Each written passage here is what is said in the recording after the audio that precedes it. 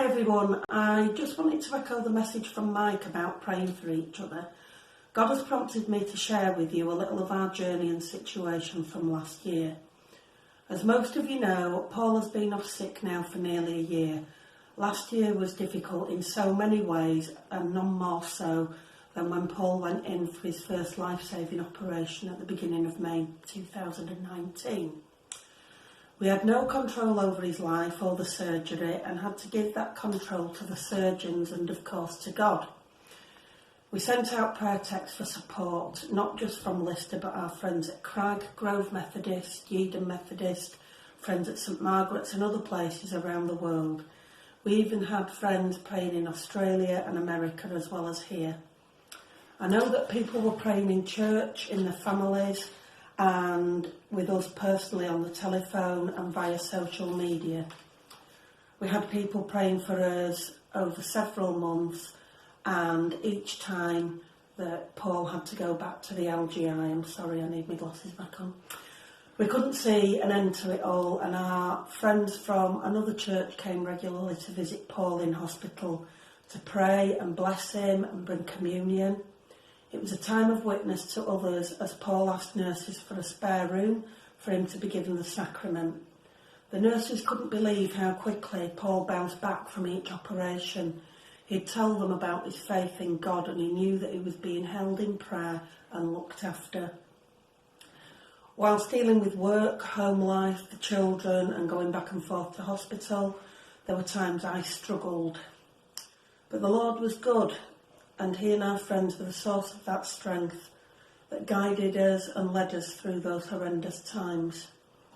I was able to keep going instead of going under. We were blessed with the massive amount of prayer we received, and there were people that we could ring and talk to if we needed. People that helped us with meals, with messages of hope, with cards, with all sorts of things, but predominantly prayer. I'll never know how many people were actually praying for us as we couldn't physically be at some of the prayer meetings and services and special call-out evenings, but I knew we were being held and supported. It was a humbling and powerful time, and for those at Lister who prayed and continue to pray for us, I cannot thank you enough. Your love and support has been overwhelming. Paul is still not fully recovered and is suffering from headaches and is on medication permanently at the moment. But he has no doubt that the prayer has helped him and given him strength to fight back and stay strong in his faith. In this time of lockdown and isolation for some, I would encourage you to pray for those who struggle with being alone at the best of times, for those particularly who have mental or physical illness or incapacity. Pray for your families and friends. Pray for healing, we know it works. Pray for connections to be maintained via social media, the internet, telephone, people receiving postcards, letters. Pray for the Lord to clothe and feed you, for our finances.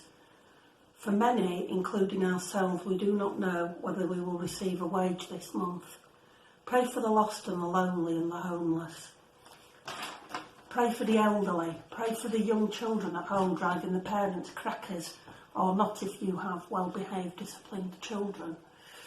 Pray for those working on the front lines, that they're putting themselves at risk. Pray for our leaders and elders, ministers, local councillors, the government to cope, particularly at the moment as Boris is in hospital. Pray for direction for the country. Pray for sound decisions to be made across the world. Prayer holds no bounds.